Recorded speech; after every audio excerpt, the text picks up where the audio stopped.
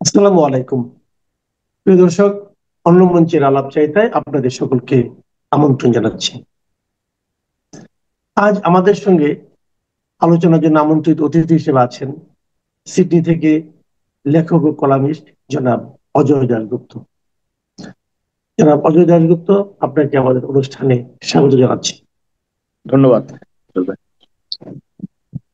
অজয় দা, আমরা যখন এই আলাপটা করছি তখন কিন্তু যুক্তরাষ্ট্রে আমাদের দেশের খুবই রাষ্ট্র পরিচালনার সঙ্গে জড়িত খুবই গুরুত্বপূর্ণ অনেক ব্যক্তি এবং অগুরুত্বপূর্ণ অনেক ব্যক্তি সেখানে আছেন, এবং তারা সেখানে যে বেশ একটা লম্বা একটা আপনার লট বহর বলতে পারি আমরা, 104 জনের একটা বিশাল দল। তারা সেখানে যে দেশের অর্থে, দেশের মানুষের অর্থে সেখানে গিয়েছেন এবং যে সেখানে কি করছেন এটা নিয়ে মানুষের মধ্যে নানা ধরনের আলোচনা হচ্ছে। আমরা আগের সরকারের আমলে দেখেছি এরকম বেশ বড় দল নিয়ে সেখানে যাওয়া, এবং তখনকার সঙ্গে এখন একটা পার্থক্য আমি দেখতে পাচ্ছি। আগের সরকারে অনেক ব্যবসায়ীরা যেতেন এবং আমরা জানতাম যে সে ব্যবসায়ীরা নাকি নিজের খরচে যেতেন, এবং যে সেখানে তারা ব্যবসায়িক নানা রকম যোগাযোগ, ব্যবসায়িক কর্মকাণ্ড করার জন্য দেশের জনসংখ্যা, বিদেশের ব্যবসার সঙ্গে তাদের নাকি একটা সম্পর্ক তৈরি করা যায় এই চেষ্টা করতেন। কিন্তু এখন এরকম কোন লোক দেখলাম, আমরা যা দেখলাম সবই বিভিন্ন ধরনের কর্মকর্তা, সামরিক কর্মকর্তা এবং মানে রাষ্ট্র পরিচালনার সঙ্গে যারা জড়িত আছেন তারা, তাদের আত্মীয় স্বজন, এমন লোকজন গিয়েছেন। এবং ওখানে আজকে হয়তো কিছুক্ষণ পরে হয়তো আমাদের প্রধান উপদেষ্টা ভাষণ দিবেন কিংবা দিয়েছেন, আমি ঠিক বলতে পারছি না এখন পর্যন্ত। তো এই অবস্থায় সব মিলিয়ে সোশ্যাল মিডিয়াতে অনেক রকম কথাবার্তা হচ্ছে। আপনার অবজারভেশনটা নিশ্চয়ই আপনিও খেয়াল করছেন। জি, এর প্রথম কথা পেছনে আসলে হচ্ছে এত আমি লোক যাওয়ার পেছনে কি মানসিকতাটা কাজ করছে আসলে? কোনটা? এই এত লোক যাচ্ছে এখানে, ও এর পেছনে আচ্ছা। মানসিকতাটা কি? নিশ্চয়ই তারা প্রথম কথা দেশের হচ্ছে আমি উন্নতির একটু, কথা হ্যাঁ ভাবছেন। জি, আমি একটু ধন্যবাদ দিয়ে শুরু করতে চাই। কেন জানেন? অনেক সুদর্শন মহিলাদেরকে নিয়ে যাওয়া হয়েছে। এটা দেখতে ভালো লেগেছে, বুঝছেন ছবিতে। হ্যাঁ, এটার একটা গুরুত্ব আছে না? ধরেন আমাদের আমাদের কেন ওমর আলীর কবিতার নামই ছিল আপনার এদেশের শ্যামল রং রমণী সুনাম শুনেছি। আমাদের মহিলারা হ্যাঁ, সুন্দর না, এবং তারা যাবে না আমেরিকা। এটাকে আমি অ্যাপ্রিসিয়েট করি। নিয়ে গেছেন উনি, ঠিক আছে। কিন্তু প্রশ্ন হচ্ছে, আপনি খেয়াল করেন, জবাবদিহিতার যে প্রশ্নটা আপনি তুলেছেন, যদি আমরা সিরিয়াস হই, জবাবদিহিতা জি থাকলে শফিক শফিক সাহেব কালকে দেখলাম একটা ছোট্ট কনফারেন্সে বলছে যে আপনি কি করে জানেন, সাংবাদিককে জিজ্ঞেস করছে। উনি বলছে যে আপনাদের 6 জন আসছেন, এখানে 3 জনকে দেখছি, আর 3 জন তো নেই, তো ওই 3 জন আসার দরকার কি? উনি বলছে কয়জন আসতে হবে আপনি কিভাবে জানেন? আপনি তো হুম, সাংবাদিকদের প্রশ্নের উত্তর এভাবে দিবেন আপনি? এটা একমাত্র সম্ভব দুই ধরনের মানুষের পক্ষে। এক হচ্ছে যারা ডিক্টেটর, যাদেরকে আপনারা তাড়িয়েছেন বলছেন তারা। আরেকটা হচ্ছে আপনাদের মতো নির্বোধ, শব্দটা ব্যবহার করার জন্য দুঃখিত দুঃখিত। আপনি হঠাৎ করে এই জায়গায় বসেছেন বলে, এবং আপনি বুঝতে পারছেন না আপনি আমেরিকায় কথা বলছেন। America is the most Democratic country in the world. America সম্পর্কে আমি আপনাকে একটা কথা বলি। জহুর হোসেন চৌধুরী ছিল, মনে আছে? দরবারি জহুর। হ্যাঁ হ্যাঁ, মনে আছে সংবাদের, হ্যাঁ হ্যাঁ, সংবাদের। সংবাদে উনি ওই যে এরকম পাইপ হাতে একটা ছবি ছিল, দরবারি জহুর রাইট। তামাক খাচ্ছেন, হ্যাঁ হ্যাঁ বিশাল হ্যাঁ হ্যাঁ, আর্টিকেল ছাপা হতো। একটা আর্টিকেলে উনি হঠাৎ করে আমেরিকার প্রশংসা শুরু করেছে। আমরা তখন ইন্টারমিডিয়েট পড়ি, আমরা তো অবাক জি হয়ে গেলাম যে উনিও শেষ পর্যন্ত পাল্টে গেল। কি জি হলো জানেন? উনি লিখতে লিখতে লিখতে লিখতে একেবারে লাস্টে এসে লিখলো, আমি এতক্ষণ যা লিখেছি তা সবই সত্য, এবং এটা আমেরিকার অন দা গ্রাউন্ড সত্য। যেই মুহূর্তে আমেরিকা ওই গ্রাউন্ড থেকে বেরিয়ে আসে তখন তার বিপরীত চেহারা। তখন সে অগণতান্ত্রিক, তখন সে স্বৈরাচার, তখন সে আপনাকে কু করবে, তখন সে আপনাকে মারবে। কিন্তু এই ডেমোক্রেটিক ল্যান্ডে গিয়ে আপনি ডেমোক্রেটিক ভাষায় কথা বলছেন না। এবং আরেকটা জিনিস দেখেন, আমরা কিন্তু বিগত যে কোনো সরকারের আমলে প্রতিশ্রুতির গল্প শুনতাম। তার মধ্যে যদি জি 20% সত্য হতো, তাহলেও আমরা কিছু না কিছু পেয়েছি। কিন্তু এখন তো জি কোনো ধরনের, কারণ একটা জিনিস তো বুঝতে হবে আপনার, এটা তো অন্তর্বর্তী সরকার। আমি যদি জানি যে এই টক শোটা আপনি করবেন আর 3 সপ্তাহ, এবং আমি আপনার আগামী সপ্তাহে লাস্ট অতিথি, তাহলে আমার যে আচরণ এবং কথা হবে সেটা তো জি আগামী 1 বছরের জন্য হলে হবে না, তাই না? জি আগামী এক জি বছরের জন্য যদি কন্টিনিউ করেন, তাহলে আপনার সাথে আমি সম্পর্ক রাখবো এবং নানা বিষয়ে মত দিব, বলবো এইভাবে কথা বলবো, এইভাবে কথা বলবো। কিন্তু আমি যদি জানি যে this is the last episode, তাহলে তো আমি র্যাকলেসলি কথা বলবো, তাই না? তো রাইট এরা তো রাইট। একটা ইন্টেরিয়াম, এদেরকে কে বিশ্বাস করবে আপনার, এবং কেন বিশ্বাস করবে? আমেরিকা বা অন্যান্যরা ধরেন, এমনিতেই কিন্তু, আমি যদি সিরিয়াসলি আপনি আলোচনা করেন, এমনিতেই কিন্তু ইন্টারন্যাশনালি একটা টার্মোয়েল চলছে। ট্রাম্পের জি। সাথে একটা বড় ধরনের গন্ডগোল চলছে। চায়না, তারপরে আপনার ইন্ডিয়া, তারপরে আপনার হুম, রাশিয়া, এগুলো একজোট হওয়ার চেষ্টা করছে। ট্রাম্প একদিকে ছিটকে পড়েছে। সব মিলিয়ে একটা কিন্তু সাংঘাতিক অবস্থা। এই সময় বাংলাদেশের গুরুত্ব অর্জন করা, দেখেন আমি একটা কথা বলি, এটা শুনতে হয়তো খারাপ লাগবে, একজন মানুষ নোবেল পুরস্কার পেয়েছে, সেটা তার ব্যক্তিগত অর্জন। আমি গতকাল আপনার চিন্তা করছিলাম যে ওয়াহিদ ভাইরা কত দূরদর্শী ছিলেন। যখন তিনি এই নোবেল পুরস্কারটা পেয়েছিলেন এবং এসে ঢাকায় একটা নাগরিক সম্বর্ধনা এরকম হাত উঁচু করে আপনার তাকে এরকম করে উনি ইয়ে দিচ্ছিলেন, বক্তৃতা হুম, দিচ্ছিলেন, আমি একটু হুম, হুম। মাইন্ড করেছিলাম যে কেন ওয়াহিদ ভাই এটা লিখলো। ওয়াহিদ ভাই জনকণ্ঠে লিখেছিলেন যে হাতের ভঙ্গি বলে দিচ্ছে একদিন উনি কিন্তু আমাদের সর্বনাশ করবে। ওয়াহিদ ভাই লিখেছিল এটা এবং বলছে, আমার ওয়াহিদুল স্পষ্ট হক, মনে আছে ওয়াহিদুল হক, আপনার, ওয়াহিদুল হক, ওয়াহিদুল হ্যাঁ। হক। হ্যাঁ, বলছে কি আহ, এই হাত তোলাটাকে উনি কি বলছে জানেন? বলছে কি? পুরা বডি ল্যাঙ্গুয়েজ বলছে আমাকে দেখ, আমাকে দেখ। এইটা লিখেছিল উনি, বুঝছেন? এবং বলছে যিনি শহীদ মিনারে যান না, যিনি আমাদের স্মৃতিসৌধে যান না, পুরোনো কথা, তার কাছে আমরা জাতীয় কি কমিটমেন্ট পাবো। এখন ধরেন আমি যে কারণে বলছি, আমি শুধু শুধু তার বিরুদ্ধে বিষোদ্গার কেন করব? আমার কথা হচ্ছে পার্সোনাল যে ইমেজ নোবেলের জন্য, সেগুলো জি। ধরেন হাজার হাজার লোক আছে পৃথিবীর বিভিন্ন প্রান্তে, সেই ইমেজ রাষ্ট্রীয় কোষাগারে অর্থ আনতে পারে না, সেই ইমেজ রাষ্ট্রীয় উন্নয়নের জন্য তেমন অবদান রাখতে পারে না। কারণ এটা হচ্ছে আপনার পার্সোনাল একটা অর্জন। ফিজিক্সে যদি একটা লোক নোবেল পুরস্কার পায়, তাকে একজন মানুষ হয়তো হাজার হাজার টেস্ট টিউব সরবরাহ করবে, কিন্তু তার জন্য কি বাংলাদেশে ব্রিজ বানাই দিবে আপনার মনে হয়? তো না, এগুলো তো না। এইসব ডিলগুলোর কোনো কাহিনীও শুনি না। এবং আমেরিকায় যে আমার কাছে মনে হয়েছে, এই যে রবীন্দ্রনাথের গান প্রমোদে ঢালিয়া দিনু মন, তা একটা প্রমোদ ভ্রমণের মতো আর কি। এবং দেখেন একটা সৌভাগ্য আছে বলতে হবে, এই আপনার ডিম শুধু খায় না, গায়ে করে নিয়েও আসা যায় এখন। হ্যাঁ, তো এইটা এইটাও তো একটা। এবং আরেকটা জিনিস দেখলাম আজকে, আপনি দেখেছেন কিনা আমি জানি না, হি ওয়াজ রিলাক্টেন্ট টু শুক হ্যান্ড। সে হ্যান্ডশেক করেনি ওই মহিলার সাথে, তার মায়ের বয়সী মহিলা, হ্যাঁ, হ্যাঁ, হ্যাঁ, হ্যাঁ, হ্যাঁ। করেইনি, বুঝছেন? আমার প্রশ্ন হচ্ছে, শুনেন, আপনি অবশ্যই করতে পারেন, নাও করতে পারেন, কিন্তু আপনি যে বার্তাটা দিচ্ছেন, এখানে আমি একটা সিরিয়াস কথা আপনাকে বলি, ভারতীয়রা হাত জোর করে নমস্কার করে, খেয়াল করেছেন উপমহাদেশে? হুম, হুম, ইন্দোনেশিয়ানরা হাত হুম। জোর করে নমস্কার করে, জাপানিরা হাঁটু পর্যন্ত মাথা নামায়, কোরিয়ানরা বুক পর্যন্ত মাথা নামায়। এগুলো কিন্তু এক একটা দেশের ঐতিহ্য। এটা তার ধর্ম নয়, এটা তার জাতীয় ঐতিহ্যের পরিচায়ক, জাতীয় সংস্কৃতির পরিচায়ক। যেখানে আমাদের প্রধান উপদেষ্টা হাত মিলাচ্ছেন এবং তার সাগরেদ হাত মিলাচ্ছে না, তাহলে কি পরস্পর বিপরীতমুখী একটা মেসেজ গেল না? Right, right, right. এবং ওয়ার ইজ দ্য, আপনি এখন এখন মনে রাখতে হবে, হাত মিলানো মানেই কি অপবিত্র হয়ে যাওয়া? হাত মিলানো মানেই কি আমি অশুচি হয়ে যাওয়া? আমি আমি এই প্রসঙ্গে আপনাকে একটা কথা বলি। শেখ হাসিনার আমলে আপনার এই বিভিন্ন টক শোতে আপনিও যেতেন, আমরাও যেতাম। তো ওই যে কুমিল্লার ঘটনার পরে একটা জাতীয় টেলিভিশন একটা গুরুত্বপূর্ণ টক শোতে আমার সাথে একজন বিদগ্ধ অধ্যাপক ছিলেন, এবং বেশ উনি বেশ একটু অন্যভাবে শুদ্ধ কথা বলেন, চিবিয়ে শব্দটা জি। ব্যবহার করব না, উনি বেশ মুখের ভিতরে রেখে বেশ কায়দা করে শুদ্ধ ভাষা বলেন, নদিয়া শান্তিপুরীর মতো। এবং কতক্ষণ বলবেন, উনি খালি বলছিলেন যে চারদিকে মুজিব, চারদিকে বঙ্গবন্ধু, সব বঙ্গবন্ধু হয়ে গেছে। আমি আর মানে আপনার অনেকক্ষণ পর্যন্ত সহ্য হয়েছে, রাতও এখানে প্রায় 1:30। তখন তখন আমি বললাম, আমি একটা কথা বলি। বলছে কি? আমি হচ্ছে, স্যার আপনি এত মুজিব দেখছেন, আমি খালি মুজিব কোড দেখি, এবং এই মুজিব কোড খুলে যেতে 24 ঘন্টাও লাগবে না। একদম, একদম। এবং চোখ পরে খুলে তো তাই গেছে না? হলো। পরে তো খুলে তাই গেছে না? হলো। হুম। এবং দেখেন আমি যে হুম। জায়গাটা আপনাকে বলতে চাচ্ছি, এই যে ছেলেটি হ্যান্ডশেক করেনি, এই প্রক্রিয়াটা কিন্তু গত সরকার 16 বছর আমলে বুঝতেই পারেনি। আর বুঝলেও এই জিনিসটাকে অ্যাড্রেস করার চেষ্টাই করে নাই। আপনি খেয়াল করেন তো, আমাদের দেশে শিশু সংগঠনগুলো নষ্ট হয়ে গেছে না? শিশু কিশোর সংগঠনগুলো নষ্ট হয়ে গেছে, যুব সংগঠনগুলো নষ্ট হয়েছে, মধ্যবয়সের সংগঠনগুলো। তাহলে যাবে কোথায়? তখন আর দুইটা জিনিস থাকে আপনার, আহার নিদ্রা মৈথুন অথবা ধর্ম। যে কোনো একটার কাছে সে সারেন্ডার করেছে।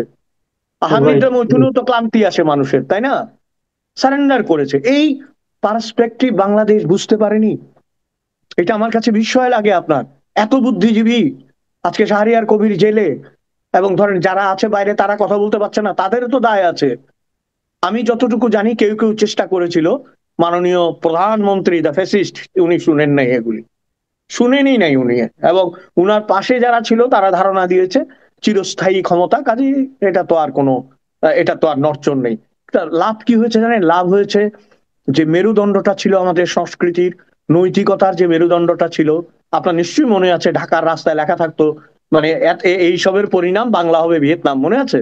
আমরা একদম ভিয়েতনাম মনে হতে আছে, হ্যাঁ। চেয়েছিলাম, আমরা ভিয়েতনাম হতে চেয়েছিলাম, এবং আমরা বলেছিলাম বিপ্লবে স্পন্দিত বুকে মনে হয় আমি লেনিন। সেই হুম জায়গায় হুম হুম। দেয়াল লিখন শুরু হলো, আমরা হব তালেবান। তালেবান, রাইট। কিন্তু আমরা নোটিশ করি নাই, যদি তালেবান হতেই চায় এবং যদি সেটা, যেটা আপনি আগের বারে বলছিলেন যে বিশ্ববিদ্যালয়ে মেয়েরাও ভোট দিচ্ছে, এই যে মনোজাগতিক পরিবর্তন, এইটাকে ধরতে না পারার ব্যর্থতা কি বিগত সরকার? আপনি এই বাইরে বসে ডিম মারলে, আমি কিন্তু এই প্রক্রিয়াগুলোকে ঠিক ওইভাবে সমর্থন করি না মাসুদ ভাই। করি না রাইট কেন রাইট, জানেন? আমিও আমার করি কাছে না, আমিও করি না। আমার কাছে এই হুম। বিষয়টা পরিষ্কার হতে হবে। অবশ্য ভাবমূর্তি থাকবে কেমনে? মূর্তি তো পাইলেই ভাঙতেছে খালি, আর ভাব তো নাই। হ্যাঁ, মূর্তি পাইলেই ভাঙ, আর আচ্ছা, ভাব নাই। একটা জিনিস আমি লক্ষ্য করছেন, আমি একটা জিনিস কিন্তু বুঝি না দাদা, আপনাকে আমি বলি, আমি আমাদের ইয়াং জেনারেশনের মনটাকে মাঝে মাঝে মানে অনুসরণ করতে চাই, যে তারা আসলে কি ভাবছেন। দেখেন, বিশ্ববিদ্যালয়গুলো, দুটো বিশ্ববিদ্যালয়ে আমরা এই দেখলাম, এই নির্বাচন দেখলাম, ডাকসু এবং জাকসু। ওখানে যারা ভোট দিলেন তারা তো ইয়াং, জেনজি, যাদেরকে আমরা জেনজি বলছি, এবং তাদের ভোট দেওয়ার যে প্যাটার্নটা সেটা আমরা দেখলাম। এটা দেখে আপনি যে যে কথা একটু আগে আপনি বললেন, আমরা বুঝতে পারছিলাম না কবে চেঞ্জটা হচ্ছে। আবার বিপরীত দিকে দেখেন, গত পরশু দিন একটা দেশে একটা মানে জরিপের রেজাল্ট বেরিয়েছে, যেটা নাকি এবছরের এই সেপ্টেম্বরের ফার্স্ট উইকে করা হয়েছিল। সেখানে আমরা একটা জিনিস আমরা দেখলাম, যে অতীতে যে সমস্ত রাষ্ট্রনায়করা দেশ পরিচালনা করেছেন, তাদের মধ্যে তাদের কাছে সবচেয়ে বেশি কাকে জনপ্রিয় এবং গ্রহণযোগ্য মনে হয়েছে। সেখানে দেখলাম আবার এই জেনজিদের কাছে সবচেয়ে বেশি প্রিয় এবং জনপ্রিয় এবং মানে নেতা হয়েছেন বঙ্গবন্ধু শেখ মুজিবুর রহমান। তো এই দুটো মধ্যে আমি ঠিক মেলাতে পাই না, যে না, আসলে ইয়াং জেনারেশনের মনটা কোন দিকে, তারা কি দেখেন ভাবছেন। আপনার কথার মধ্যে কিন্তু একটা উত্তর আছে মাসুদ ভাই। একটা হচ্ছে হতাশা থেকে করছে, আরেকটা হচ্ছে দীর্ঘমেয়াদে তার চিন্তা কিন্তু আসল জায়গায় চলে যাচ্ছে। খেয়াল করেন আপনি, এখন হুম, পুরো এটা চোখের সামনে, আপনার ওয়ালটা পুরো চোখের সামনে। আপনি খেয়াল করবেন, সব পোশাককেই আমি সম্মান করি। আজকাল মেয়েরা যেভাবে শাড়ি পরে বা হিজাব পরে, এগুলো কিন্তু একটা এসছে মিডল ইস্ট থেকে, আরেকটা এসছে হিন্দি থেকে। আগে যে শাড়ি পরার স্টাইল, ওটা কিন্তু এখন আর নেই। আগে যে right. বোরকা, ওইটা গ্রামে ছাড়া কিন্তু পরে না, বুঝতে পেরেছেন? এবং আগে হিন্দুদের যে পোশাকগুলো চেঞ্জ হয়ে গেছে। চেঞ্জ হয়েছে কেন? মনোজাগতিক পরিবর্তন। আমরা ধরেন আমাদের জীবনেও তো পরিবর্তন হয়েছে না? আমরা প্রথমে চুজ প্যান্ট ছিল, তারপরে বেল বটম আসলো, তারপরে আপনার আবার এরকম, এগুলো চলতেই থাকবে। এখন কথা হচ্ছে, দুটো জিনিস আমার মনে হয় আমাদের তরুণ তরুণীদের মনোজগতে কাজ করেছে।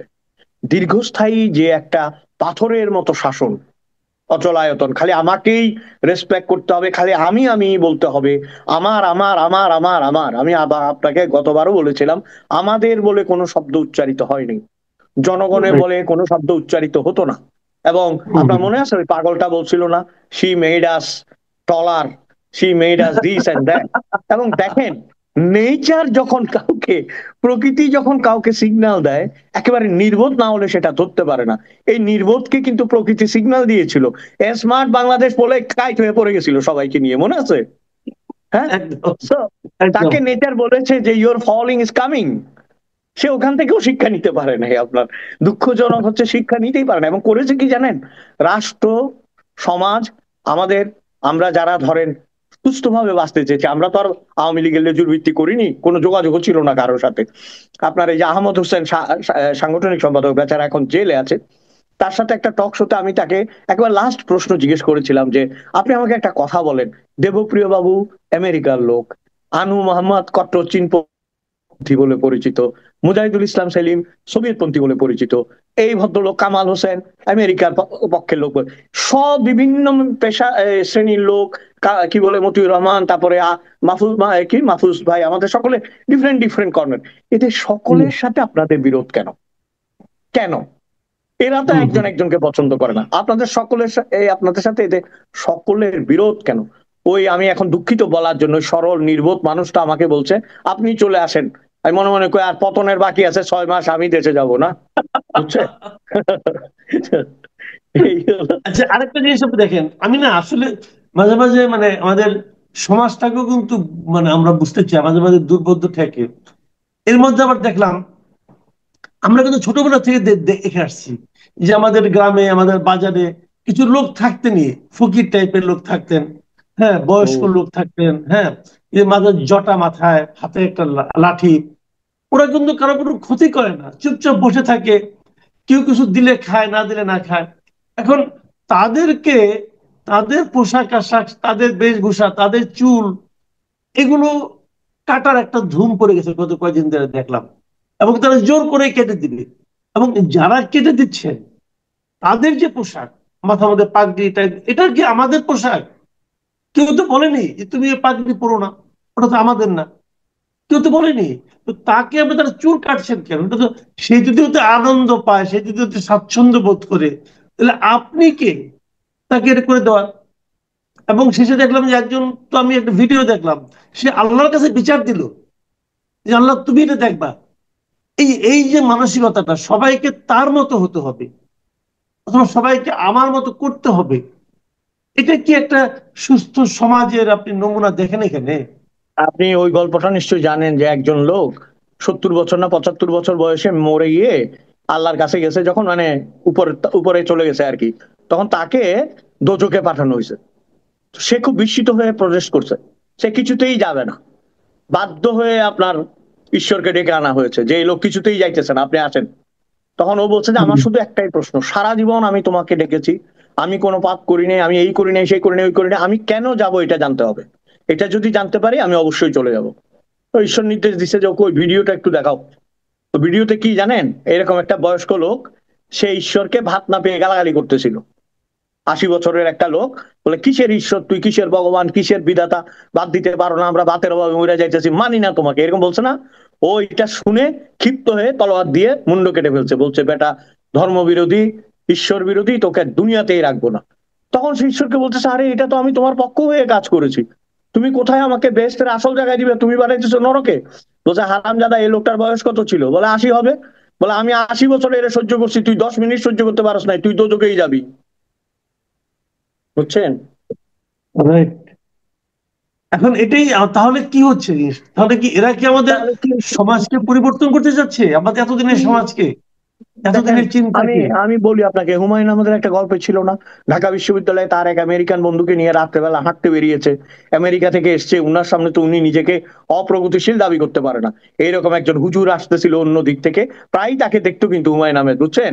হুম হুমায়ুন হুম আহমেদ হুম মনে মনে, ওই বন্ধু না শুনে মতো বলছে সালাম আলাইকুম, মনে মনে। হুমায়ুন হুম হুম। লিখছেন, পাশ দিয়ে যাওয়ার সময় ওই লোকটা না ঘাড় বাঁকিয়ে দেখে বলছে ওয়ালাইকুম আসসালাম।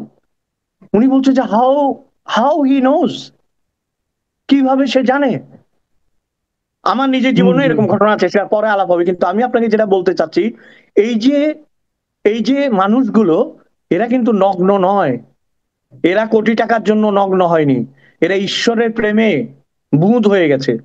এরা এই যে আমরা যেটাকে বলি যে বিধাতার জন্য এরা এরকম করে। এটার সাথে আপনার সমাজের আমি মনে করি অসঙ্গতিটা কোথায় হয়েছে জানেন, যে আমি তো এটা বলতে পারি না, আমার তো অসুবিধা আছে, ধরেন আমি মুসলমান পরিবারে জন্মাইনি, আমি বললে নানা ধরনের সমস্যা তৈরি হবে। আমি শুধু আমি শুধু একটি কথাই বলতে চাই, সেটা হচ্ছে আমাদের ধর্ম আছে এটা, ভুল তথ্য, ভুল বই, ভুল হিসাব আপনাকে আসলে ঈশ্বর নয়, আপনাকে কতগুলি নিয়মে দাস করবে এবং ক্রমাগত ঈশ্বরের কাছ থেকে সরিয়ে নেবে, ক্রমাগত আপনাকে সরিয়ে নেবে। এটা আপনি মহাভারত পড়লেই পাবেন। এরা সবাই হুম। ধার্মিক ছিল, যারা নিহত হয়েছে সবাই ধার্মিক ছিল, এক একটা পয়েন্টে এরা ধর্মচ্যুত হয়ে গেছে। ধর্মচ্যুত মানে কিন্তু খালি ঈশ্বরকে না ডাকা নয়। এই যে একটা Right. মানুষ, এই যে একটা মানুষ যার মৌলিক অধিকার আছে একটি দেশে এইভাবে জীবন যাপন করার, সে কারো ক্ষতি করছে না, আপনি কিন্তু কোনো ডাকাতকে গিয়ে মারতে পারছেন না, আপনি কোনো ব্যাংক লুটারারকে মারতে পারছেন না, আপনি কোনো চোরকে ধরতে পারছেন না, আপনি কোনো ছিনতাইকারীকে ধরতে পারছেন না, আপনি একজন নিরীহ ফকিরকে ধরেছেন। তাহলে তো ভাই একদিন আপনাদের হাত হয়তো লালন ফকির, আমার পীর, আমার মুর্শিদ লালন ফকিরের কাছেও পৌঁছে যাবে। তাহলে তো মানে মুশকিল হবে না? আমি তো মানে আপনি লালনকে বলতে মুর্শিদ চাচ্ছেন মানি। যে মানে এখানে আসলে ধর্মের নামে অধর্মটাই হচ্ছে? ধর্ম তো হচ্ছে না, ধরেন ধর্ম হলে তো এটা করতো না। রাইট। রাইট। ধর্ম তো আপনাকে আক্রমণ করতে বলেনি না, যদি আপনি প্রচলিত অর্থেও ধর্ম বলেন। যদিও জি। পৃথিবীতে প্রথম ও দ্বিতীয় বিশ্বযুদ্ধে চাইতেও বেশি মানুষ মরেছে ধর্মের নামে, এটাও স্বীকার করতে হবে। হুম হুম হুম। এই জন্যই তো লেনিন বলেছিল না যে ধর্ম হচ্ছে আফিম। না সেটা ঠিক আছে, এটা এটা নিয়ে আবার অন্য বিতর্কে অনেকে করতে না চাইতে আমরা পারে, না যাই কিন্তু ওদিকে, হ্যাঁ। হ্যাঁ, আমরা না যাই। তো ঠিক আছে, জনাব দাশগুপ্ত, আমরা অনেক আলাপ করলাম, কিন্তু আমি না মাঝে মাঝে এগুলি ভাবি যে দেখেন, যে কথাটা আপনিও বললেন, যে আমরা কিন্তু আসল কাজটা করতে পারছি না।